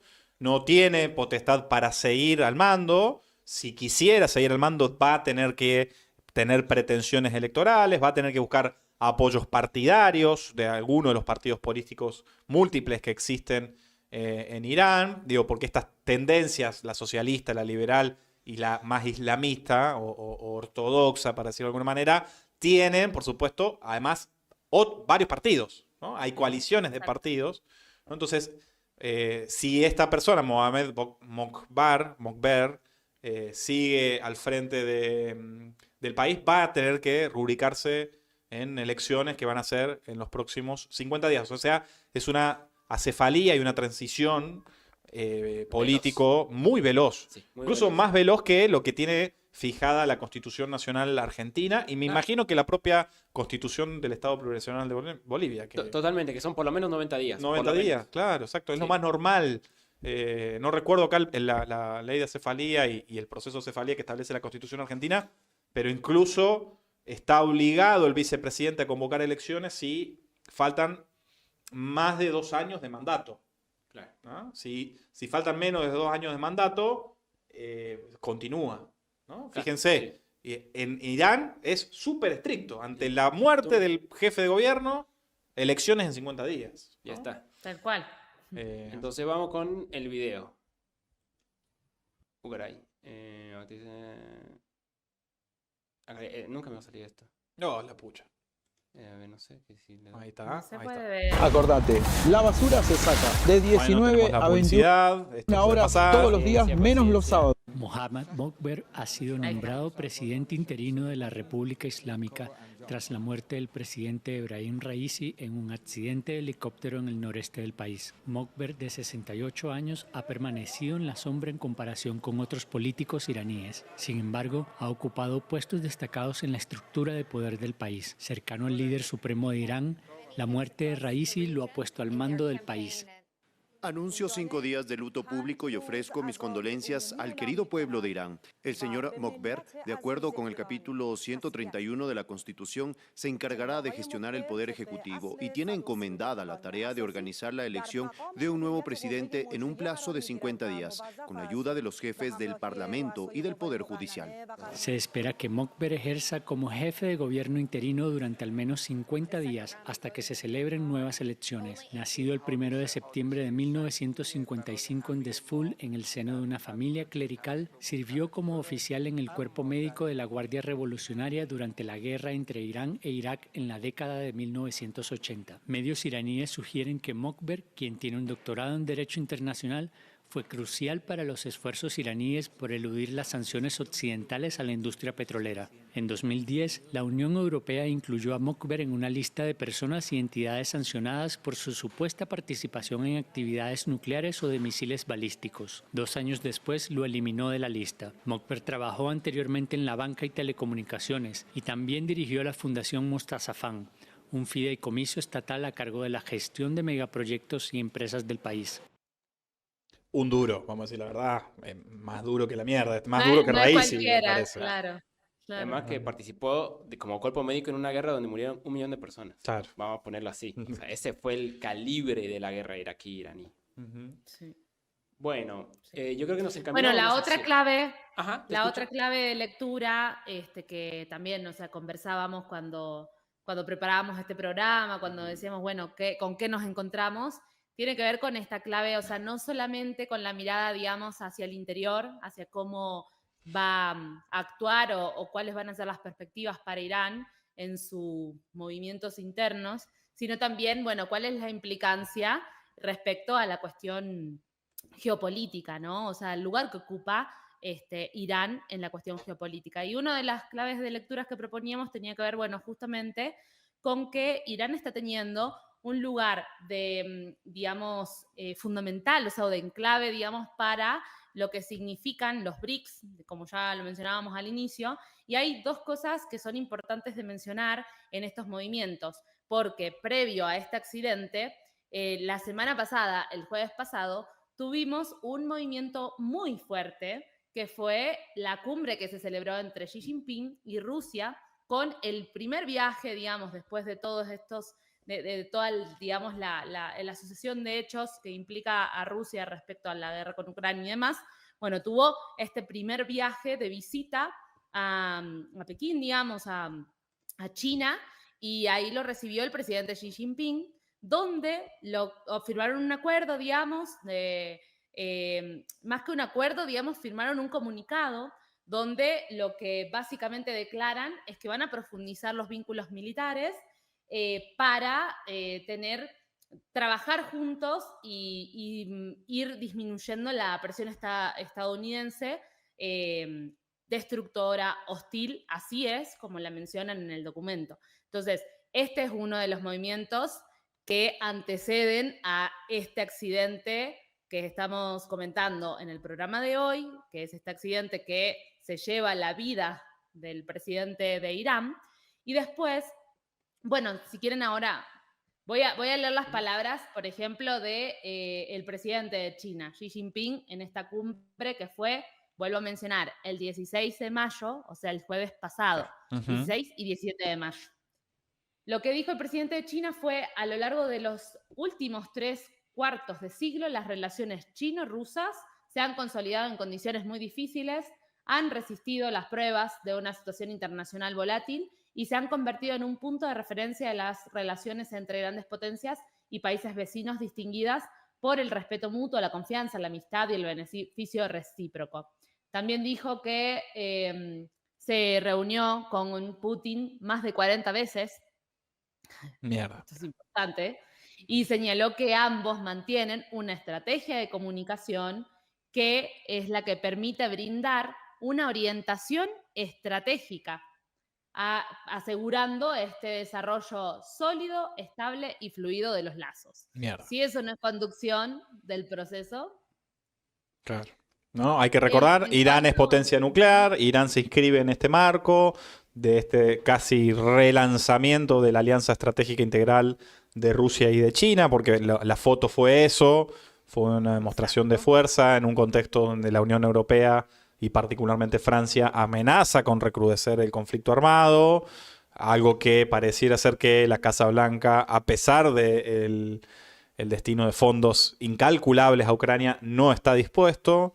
¿Sí? Veremos qué pasa. Tampoco está dispuesto, es cierto, la estructura del proyecto estratégico neoconservador del gran capital angloamericano ligado a Donald Trump, que no está dispuesto, y eso se vio de hecho en la conferencia de Europa 24, Europa Viva del Partido Vox de España, donde no hay condenas a la invasión rusa a Ucrania, que es, digamos, la lectura dominante en el marco de la gran prensa de la Unión Europea. Así que veremos qué pasa, pero sí está claro que este proceso interno de Irán va a repercutir. En 50 días vamos a tener elecciones, va a haber un nuevo presidente. El resultado de eso va a definir la dinámica de ese país en las relaciones internacionales, en la geopolítica, va a consolidar la presencia de Irán en los BRICS Plus, en la ampliación de los BRICS, ¿sí? O no, va a tensionar o distensionar el vínculo de Irán con Arabia Saudita,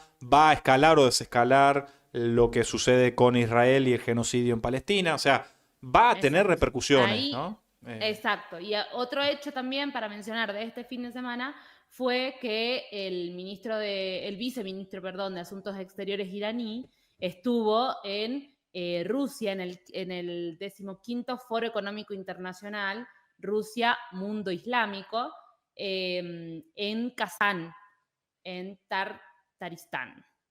Y ahí lo que sobresalta, digamos, esta figura de iraní es que los miembros del BRICS están decididos a desdolarizar sus economías y por lo tanto impulsar a que el mundo desdolarice o quite el peso en el eje del dólar, digamos. Creo que estos dos hechos no son azarosos, o sea, estamos hablando del 16 y 17, este hecho de participación dentro de Rusia el día 18 y el día 20-21 es cuando también se pide la detención a Netanyahu. Claro, Entonces, claro. Fue un conjunto ahí, me parece, de elementos muy calientes que son previos, digamos, y que hacen a estas seguillas de elementos, que me parece que también en clave, digamos, de la cuestión de lectura geopolítica, es volver a recordar que Irán es potencia nuclear, es el cuarto país en producir isótopos estables en el mundo. Esto lo pone muy cercano a Estados Unidos, a Rusia y a una empresa europea que es Urenco, y que, bueno, en uno de los programas que trabajamos acá en Finisterre comentamos un poco sobre el plan o el programa nuclear iraní, pero sí es importante mencionarlo porque, de alguna manera, ocupa un lugar estratégico, no es un lugar menor, no es un lugar de materias primas el lugar de Irán.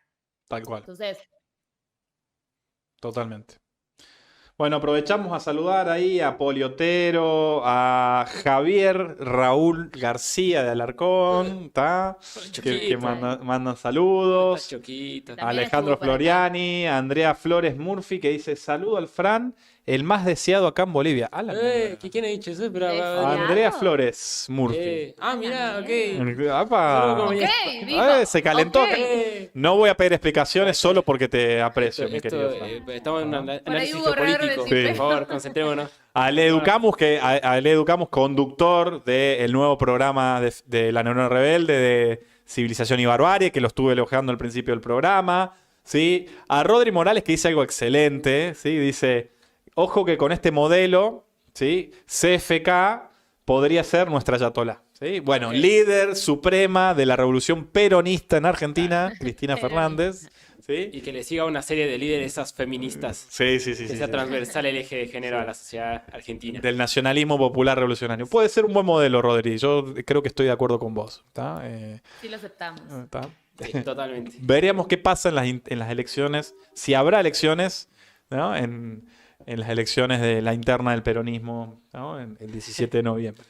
¿Sí? Saludos a Lina Merino, saludos También, bueno, a Ale Floriani, que también lo mencioné, a Valentina Varale, al Diego Lorca, conductor de 7030, a Estefa Breso, conductora de Argentina, el mejor país del mundo. O sea, la verdad, extraordinario, ¿no? La compañía que hemos tenido hoy en Finisterre, ¿no? Invitarles, por supuesto, ¿sí? Difundan Finisterre, difundan La Neurona Rebelde, pónganle me gusta al video, coméntenlo después de que termine, difúndanlo para difundir este análisis también, y sobre todo esto, ¿no? Que nos ayuden a construir una comunidad de debate, ¿sí? que no es menor, y por supuesto, a entender que aunque esto nos parezca lejano, repercute en nuestras relaciones nacionales. Diría el general Perón, la política internacional es la política verdadera, parafraseándolo, ¿no? Me parece que eso no es menor. Y bueno, por supuesto, de mi parte, dejarlos a ustedes dos. De mi parte, despedirse, ya son las 8, casi 2 horas de análisis, ¿no? Veremos, porque esto va a dar que hablar. Y nos quedaron cosas. Pero las vamos a seguir trabajando en el próximo programa, ahí para que puedan también, o sea, quienes quieran informarse un poquito más, vayan al programa 27 y al programa 28, donde estuvimos charlando y pueden buscar incluso más elementos para poder seguir debatiendo, para poder tener elementos desde las militancias y poder dar estos debates que son muy importantes, como dicen los compañeros. Bueno, yo ya me quedo como preparada para el cierre, porque para el cierre también queríamos mostrar la contracara, ¿no? O sea, frente a esta narrativa que se habla de que quien falleció, quien murió, que es Raisi, y se lo muestra como una persona con sus manos manchadas de sangre, desde un discurso, como decíamos recién, digamos, occidental, donde se critica esta cuestión de la teocracia, digamos, como un elemento que regula o que media, digamos, las relaciones sociales en estos territorios, ¿no? Y que es muy diferente a lo que estamos quizás acostumbrados, pero que sabemos, o sea, que desde nuestros lugares hay muchísimas más apariencias que no se dicen, digamos. Entonces, acá queríamos mostrar también un poco cómo el pueblo, ¿no? También despide a estos líderes, y que, como veíamos en las declaraciones, estas despedidas también tienen, si fuesen realmente estos regímenes como se los pinta, ¿no? Si fuese realmente si fuese una totalización, no sé cómo se dice, un gobierno totalitario. ¿Sí? Exacto. Sería muy difícil entonces que el pueblo salga a la calle, que exprese sus condolencias, que muestre, digamos, el régimen, el punto, digamos, de interrogación de cómo se sigue, ¿no? Con qué esperanza se sigue, y además con pueblos que están siendo sistemáticamente bastardeados, ¿no? Acá no mencionamos porque no llevamos con el tiempo, pero hay que recordar que por lo menos en 15 años más de una docena de científicos nucleares son asesinados sistemáticamente por las razones estas del universo, ¿no? De repente una tormenta con un poco de neblina, de repente una bomba que se estalla en un edificio, pero digo, son estas causas, digamos, que detrás hay intencionalidades, y hay intencionalidades políticas, económicas, ¿no? De las fuerzas, digamos, a nivel geopolítico y geoestratégico, que sí hay que mirarlas y ponerlas sobre la mesa, y también las movilizaciones populares nos dan esos indicadores para poder entender cuándo estamos en manos de quién, ¿no? O sea, o bajo los lineamientos de qué. Entonces, bueno, solamente traer estos videitos y después ya... Sí, yo creo que podemos ir con el videito y vamos.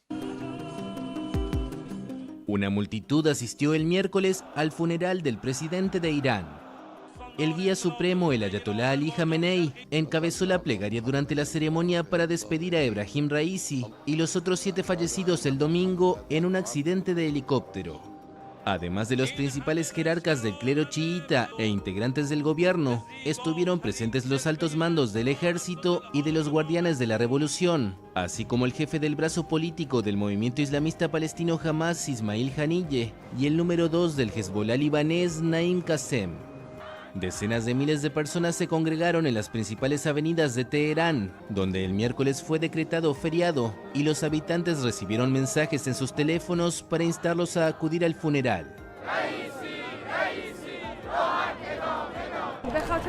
He venido porque mi corazón está con los que se convirtieron en mártires y teníamos que venir para demostrar que lloramos a esos mártires. Los funerales masivos se enmarcan en una tradición muy arraigada desde la fundación de la República Islámica y tienen un cariz político. En 2020, una inmensa multitud despidió al general Qasem Soleimani, un importante mando de los Guardianes de la Revolución, muerto en un ataque estadounidense. Estoy más preocupada por el futuro que triste. Me preocupa lo que pasará después de él. ¿Hay alguien que pueda servir al pueblo tan bien como él? Por supuesto, después del señor Soleimani y después del señor Raisi, habrá sin duda quienes continúen sus pasos, y lo único que nos tranquiliza es la esperanza en el futuro.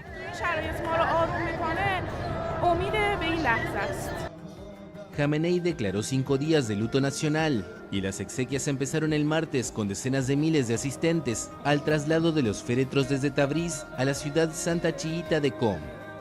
Los restos de Raisi y su comitiva serán trasladados a la provincia de Jorasán del Sur y de ahí a Mashhad, la ciudad natal del presidente, donde será enterrado el jueves. Excelente. Duro, yo creo que lo que decía justamente la mujer entrevistada respecto a cuál es el futuro que viene para Irán es justamente la ventana que se abre, una ventana incierta, como la que atravesamos todos los países en el continente, en la región, en el mundo, de un mundo que va perdiendo lamentablemente a líderes muy importantes de aquel bloque internacional que se propone una nueva forma distinta de organizar el mundo. Mientras que en el viejo régimen parece que gozan de una excelente salud, de excelentes servicios técnicos en sus helicópteros, en sus aviones. Les gusta la teoría conspirativa a ustedes. Soy el único que pone un manto de realismo. Esperemos las investigaciones. Totalmente, pero a lo que yo me voy es que lamentablemente en los procesos de transformación los líderes suelen irse en los momentos más difíciles. Sí, eso es cierto. Y abren una ventana de incertidumbre que va a tener que ser cubierta por la creación de nuevos líderes, por la emergencia de nuevos liderazgos. Yo creo que eso es lo que atraviesa el mundo y es lo que ahora también atraviesa Irán. Veamos qué fuerza política logra asumir ese liderazgo, más allá de cuál fuerza política sea la que gane. Yo creo que lo importante es que quien tome el poder en Irán, quien sea electo presidente por el voto popular, tenga la capacidad de asumir las tareas y las transformaciones trascendentales que Irán viene realizando en materia geopolítica y en materia nacional durante los últimos, por lo menos durante los últimos 10 años, ¿no? Yo creo que ese es mi cierre, mi invitación a pensar en que estos tiempos exigen nuevos liderazgos, sin descuidar el respeto, el cariño, el amor que se le tiene a toda la trayectoria caminada, pero arriesgándonos a que ese nuevo futuro tenga líderes nacidos en la búsqueda y en la construcción de ese nuevo futuro. Buenísimo. Betty. Bueno, y trajimos, solo decir esto en estas palabras que tienen ustedes, solo proponer una canción, un tema de Ana Tirux, que, bueno, es una rapera chilena, que, bueno, hija de padres que fueron bastardeados, ¿no? Atacados por la dictadura pinochetista, y que me parece que habla justamente de esta continuidad que dice Fran, ¿no? Generacionalmente, cuando el régimen quiere acabar con revoluciones, acabar con procesos que buscan de alguna manera construir alternativas y construir alternativas dignas, ¿no? Pensadas, diseñadas y construidas desde la base de los propios pueblos. Bueno, creo que en el proceso chileno esta canción es muy elocuente, ¿no? 1977, y es una nueva reedición que acá esta rapera nos propone y que salió muy recientemente, así que ya con ese tema retirarnos, porque de alguna manera vamos a continuar sobre esto, pero sí hay que tomar conciencia de que estamos en un proceso de guerra muy profundo, que la Tercera Guerra Mundial empezó hace bastante tiempo y que cuanto más tomemos conciencia de ese proceso, mejores condiciones vamos a tener para organizarnos y para recrear, como dicen ustedes, el futuro, ¿no? Hacia adelante y un futuro de vida, ¿no? Un futuro de humanidad y un futuro de dignidad para los pueblos, para las clases trabajadoras. Extraordinario. Bueno, nos despedimos, compartan el video, pónganle me gusta, difundan La Neurona Rebelde, Finisterre, vean las demás grillas del programa que son un montón, agradecerles la compañía, la verdad la buena compañía del día de hoy, así que de mi parte despedirnos también, ¿no? Nada más. Hasta pronto, hasta el próximo miércoles. Hasta el próximo miércoles.